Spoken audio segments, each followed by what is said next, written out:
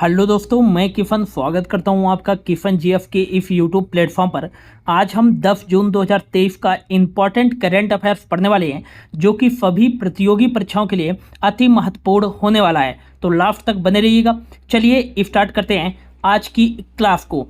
तो आज की क्लास का हमारा पहला क्वेश्चन है, हाल ही में किस राज्य सरकार ने फैमिली आईडी पोर्टल लॉन्च किया है? तो इसका जो राइट आंसर देगा ऑप्शन बी। हाल ही में जो है उत्तर प्रदेश राज्य सरकार ने फैमिली आईडी पोर्टल लॉन्च किया है, ये आपको याद रखना है। और इस पोर्टल को लॉन्च करने का जो मुख्य उद्देश्य है कि जो उत्तर प्रदेश की परिवार इकाइयां हैं उनका जो है एक व्यापक तरीके से डेटाबेस तैयार करने के लिए एवं रोजगार के अवसरों को जो है सुविधाजनक बनाने के लिए उत्तर प्रदेश सरकार के द्वारा यह फैमिली आईडी पोर्टल लॉन्च किया गया है। अब उत्तर प्रदेश के द्वारा जो है फैमिली आईडी पोर्टल लॉन्च किया गया है, तो उत्तर प्रदेश की जो राजधानी है वो क्या है? तो आपको याद रखना है, इसकी राजधानी लखनऊ है। और काफ़ी बार एग्जाम में क्वेश्चन पूछा गया है कि लखनऊ किस नदी के किनारे स्थित है? तो आपको याद रखना है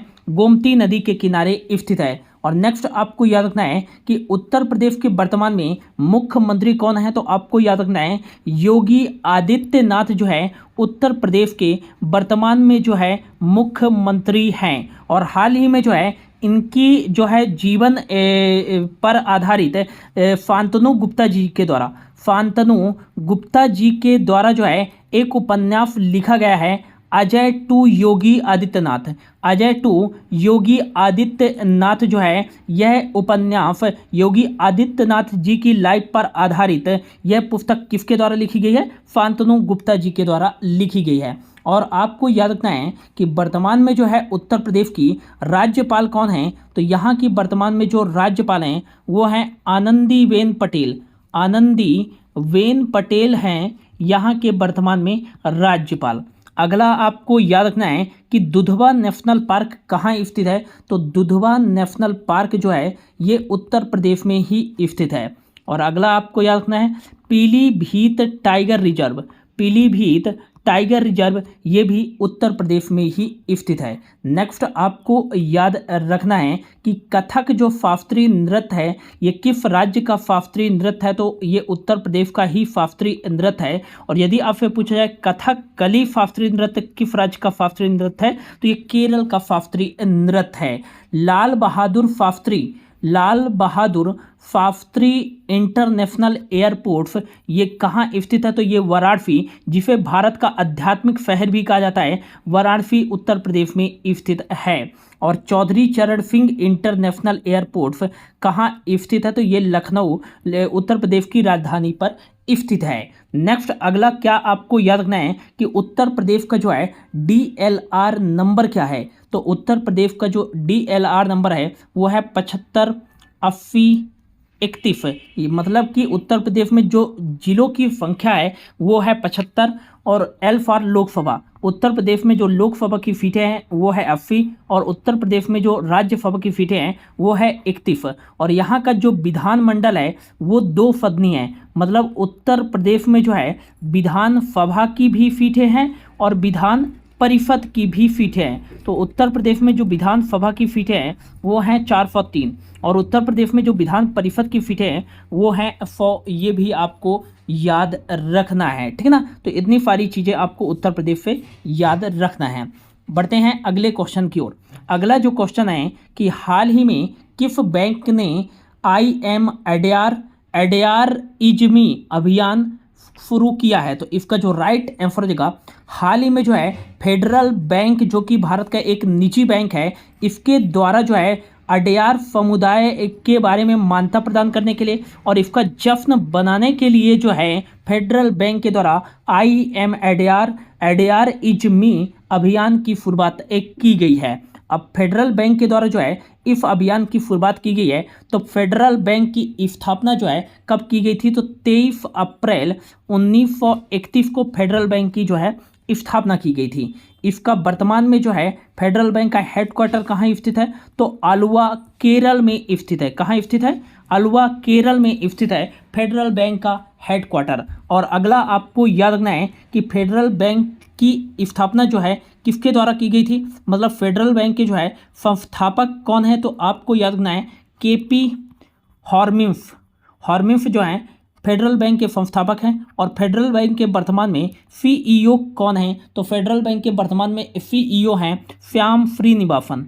श्याम श्रीनिवासन जो है वर्तमान में फेडरल बैंक के सीईओ हैं और केरल आलुवा में जो है इसका वर्तमान में हेडक्वार्टर है। लेकिन आपसे क्वेश्चन पूछा जा सकता है कि फेडरल बैंक के द्वारा जो है I am ADR is me अभियान की शुरुआत कहाँ की गई है, तो आपको याद रखना है तमिलनाडु की राजधानी चेन्नई में इसकी जो है शुरुआत की गई है फेडरल बैंक के द्वारा। और चेन्नई को जो है भारत की स्वास्थ्य राजधानी भी कहा जाता है। भारत की स्वास्थ्य राजधानी एवं भारत की शतरंज राजधानी भी किसे कहा जाता है, ये चेन्नई को कहा जाता है। ये भी आपको याद रखना है। और चेन्नई से आपको याद रखना है हाल ही में जो है चेन्नई सुपर किंग ने जो है आईपीएल का जो है 16 संस्करण का जो है चैंपियन बनी है, मतलब विजेता टीम बनी है चेन्नई सुपर किंग। ये भी आपको याद रखना है, ठीक है ना।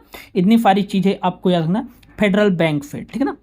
अगला क्वेश्चन है हाल ही में विश्व प्रत्यायन दिवस कब मनाया गया है, तो इसका जो राइट आंसर हो जाएगा हाल ही में जो है विश्व प्रत्यायन दिवस जो है 9 जून को मनाया गया है। और यह दिवस मनाए जाने का जो मुख्य उद्देश्य है वो क्या है, तो उत्पादों, सेवाओं और प्रणालियों की गुणवत्ता, सुरक्षा और विश्वसनीयता को बढ़ावा देने के लिए एवं मानवता के मूल्यों और महत्व के बारे में जो है जागरूकता फैलाने के लिए प्रति वर्ष 9 जून को विश्व प्रत्यायन दिवस मनाया जाता है। नेक्स्ट आपको याद रखना है 2023 में जो है इसकी थीम क्या थी, तो आपको याद रखना है एक्रीडिटेशन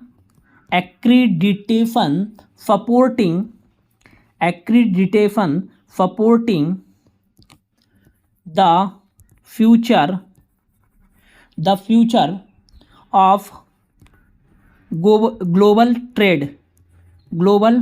ट्रेड। तो accreditation supporting the future of global trades जो थी वो वर्ल्ड एक्रीडिटेशन डे की थीम थी 2023 में, विश्व प्रत्यायन दिवस की थीम। ये आपको याद रखना है। अब तक जून माह में कौन कौन से इंपॉर्टेंट डेज मनाए जा चुके हैं, तो आपको याद रखना है कि 1 जून को जो है कौन सा इंपॉर्टेंट डेज मनाया गया है, तो आपको याद रखना है 1 जून को जो है हाल ही में विश्व जो है दूध दिवस, वर्ल्ड मिल्क डे मनाया गया है। ये आपको याद रखना है, ठीक है ना। अगला आपको याद रखना है मोस्ट इंपॉर्टेंट 5 जून को जो है विश्व पर्यावरण दिवस मनाया गया है। कौन सा दिवस मनाया गया है, विश्व पर्यावरण दिवस मनाया गया है। नेक्स्ट आपको याद रखना है 6 जून को कौन सा दिवस मनाया गया है, तो संयुक्त राष्ट्र यूएन का जो है यूनाइटेड नेशन का रूसी भाषा दिवस मनाया गया है। रूसी भाषा दिवस मनाया गया है। 7 जून को मोस्ट इंपॉर्टेंट डे मनाया गया है। कौन सा डे, तो आपको याद रखना है विश्व खाद्य सुरक्षा दिवस। विश्व खाद्य सुरक्षा दिवस ये कब मनाया गया है, तो 7 जून को मनाया गया है। और यदि ऐसा क्वेश्चन पूछा जाए कि विश्व खाद्य दिवस कब मनाया जाता है, तो वर्ल्ड फूड डे जो है ये 16 अक्टूबर को बनाया जाता है। लेकिन ऐसा पूछा जाए कि वर्ल्ड फूड सेफ्टी डे कब मनाया जाता है, तो ये 7 जून को विश्व खाद्य सुरक्षा दिवस, ठीक है ना। अगला आपको याद रखना है 8 जून को जो है कौन सा दिवस मनाया गया है, तो विश्व ब्रेन ट्यूमर दिवस जो है ये कब मनाया गया है, 8 जून को। और 8 जून को ही विश्व महासागरीय दिवस मनाया गया है, वर्ल्ड ओशियन डे मनाया गया है। और 9 जून को अब मनाया गया है कौन सा दिवस, तो विश्व प्रत्यायन दिवस, वर्ल्ड एक्रीडिटेशन डे। ये आपको याद रखना है, ठीक है ना। अगला क्वेश्चन है हाल ही में कौन सा देश आर्टिफिशियल इंटेलिजेंस सुरक्षा पर पहले वैश्विक शिखर सम्मेलन की मेजबानी करेगा, तो इसका जो राइट आंसर होगा ऑप्शन बी, ब्रिटेन जो है आर्टिफिशियल इंटेलिजेंस पर आधारित पहले जो है वैश्विक शिखर सम्मेलन की मेजबानी करेगा। और इस सम्मेलन का जो मुख्य उद्देश्य है कि आर्टिफिशियल इंटेलिजेंस से जो उत्पन्न जोखिम है उनको कम कैसे किया जा सकता है, इसका जो है मुख्य उद्देश्य है ये जो है आर्टिफिशियल इंटेलिजेंस का पहले शिखर सम्मेलन का अब ब्रिटेन में आयोजित किया जाएगा। तो ब्रिटेन के वर्तमान में पीएम कौन है, तो ये आपको याद रखना है ऋषि सुनक। और यहाँ जो है ब्रिटेन की राजधानी क्या लंदन है। और पाउंड स्टर्लिंग जो है यहाँ करेंसी चलती है, ये भी आपको याद रखना है। अगला क्वेश्चन है मोस्ट इंपॉर्टेंट कर लीजिएगा, हाल ही में किस देश ने दुनिया की सबसे शक्तिशाली हाइपरसोनिक विंड टनल का निर्माण किया है? तो इसका जो राइट आंसर हो जाएगा वो हो जाएगा ऑप्शन सी, चीन। चीन ने जो है दुनिया का जो है मोस्ट पावरफुल जो है हाइपरसोनिक विंड टनल का निर्माण किया है। तो इसका जो राइट आंसर हो जाएगा वो क्या होगा? चाइना जो है दुनिया की सबसे शक्तिशाली हाइपरसोनिक विंड टनल का निर्माण किया है। और इसका जो मुख्य उद्देश्य है वो क्या है कि जो हाइपरसोनिक मिसाइलें हैं या कि हाइपरसोनिक जो हथियार हैं उनका जो है परीक्षण किया जाएगा इफ जो है most powerful hypersonic wind tunnel में। बात करें इसका डायमीटर कितना है, इसका व्यास कितना है, तो 4 मीटर कह सकते हैं। 13 फीट जो है, फीट में 13 फीट और मीटर में जो है 4 मीटर इसका डायमीटर है, ये भी आपको याद रखना है। और अगला आपको याद रखना है कि इसकी प्रति सेकंड जो है 10 किलोमीटर तक की अविश्वसनीय जो है वायु प्रवाह गति उत्पन्न कर सकती है, इतनी शक्तिशाली है। तो दुनिया की सबसे शक्तिशाली हाइपरसोनिक जो है विंड टनल इसे नाम दिया गया है, जो प्रति सेकंड 10 किलोमीटर तक की अविश्वसनीय वायु प्रवाह की गति उत्पन्न कर सकती है। इसके अंदर जो है हाइपरसोनिक जो है मिसाइलों हथियारों का जो है परीक्षण किया जाएगा।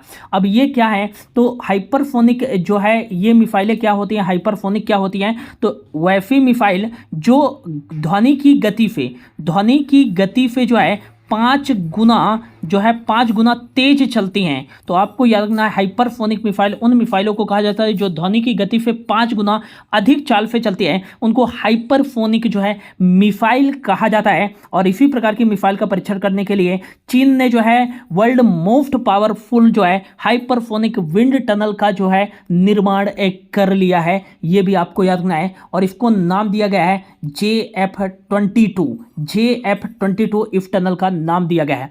अब चीन ने जो है इसका निर्माण किया है, तो चीन की राजधानी क्या है, तो आपको याद रखना है बीजिंग जो है चीन की राजधानी है। और इसका निर्माण कहाँ किया गया है, तो नॉर्थ बीजिंग क्षेत्र में एक हाओरी नाम का जो है एक जिला, वहीं जो है पर्वतीय क्षेत्र में इसका निर्माण किया गया है। बात करें भारत ने भी क्या शक्तिशाली हाइपरसोनिक विंड टनल का निर्माण किया है, तो जी हाँ दोस्तों, भारत ने जो है हैदराबाद में इफ जो है हाइपरसोनिक विंड टनल का निर्माण किया है, ये आपको याद रखना है। तो भारत के जो है रिस्पेक्ट में क्वेश्चन पूछा जा सकता है कि भारत का जो है मोस्ट पावरफुल जो है हाइपरसोनिक विंड टनल कहाँ स्थित है, तो हैदराबाद में स्थित है। चीन की राजधानी बीजिंग है। और रेनमिनबी जो है यहाँ करेंसी चलती है, युआन भी यहाँ करेंसी चलती है। और शी जिनपिंग जो है वर्तमान में यहाँ के जो है प्रेसिडेंट हैं, ये भी आपको याद रखना है। और भारत और चीन की सीमा किस नाम से जानी जाती है, तो MPPSC में ये क्वेश्चन पूछा गया था। तो भारत और चीन की सीमा जो है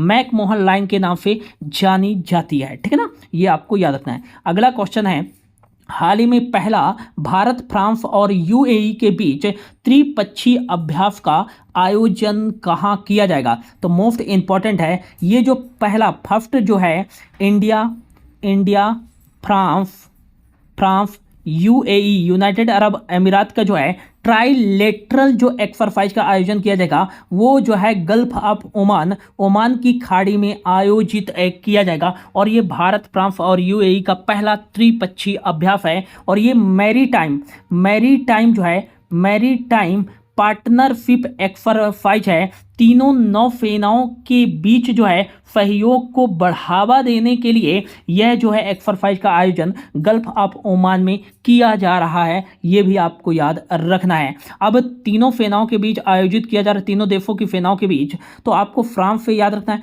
फ्रांस की जो राजधानी है वो है पेरिस। इमैनुअल मैक्रोन जो है यहाँ के वर्तमान में प्रेसिडेंट है। और यूरो यहाँ करेंसी चलती है। और जो है 2024 का समर ओलंपिक खेलों का आयोजन कहाँ किया जाएगा, तो ये किया जाएगा फ्रांस की राजधानी पेरिस में। ओमान की राजधानी क्या है तो आपको याद रखना है मस्कट है, क्योंकि ये चर्चा में है तो इसकी राजधानी पूछा जा सकता है।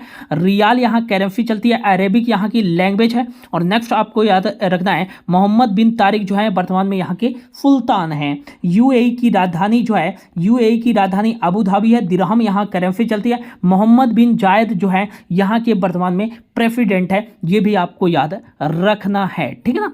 इतनी सारी चीजें आपको इस क्वेश्चन से याद रखना है। अगला क्वेश्चन है हाल ही में Atlantic declaration, most important question IMP कर लीजिएगा। हाल ही में अटलांटिक डिक्लेरेशन किन दो देशों के बीच समझौते पर हस्ताक्षर किया गया है तो इसका जो राइट आंसर देगा ऑप्शन डी, ब्रिटेन के प्राइम मिनिस्टर ऋषि सुनक और अमेरिका के प्रेसिडेंट जो बाइडेन के बीच हाल ही में जो है अटलांटिक डिक्लेरेशन के समझौते पर हस्ताक्षर किया गया है। ये अटलांटिक डिक्लेरेशन है क्या तो रूस और चीन से बढ़ती हुई संकट का सामना करने के लिए जो है दोनों देशों ने अपने आर्थिक सुरक्षा को मजबूती प्रदान करने के लिए एवं जो है विज्ञान के क्षेत्र में, रक्षा के क्षेत्र में, प्रौद्योगिकी के क्षेत्र में आदि कई क्षेत्रों पर जो है दोनों के सहयोग को सुदृढ़ बनाने के लिए जो है यह अटलांटिक डिक्लेरेशन पर जो है हस्ताक्षर किया गया है।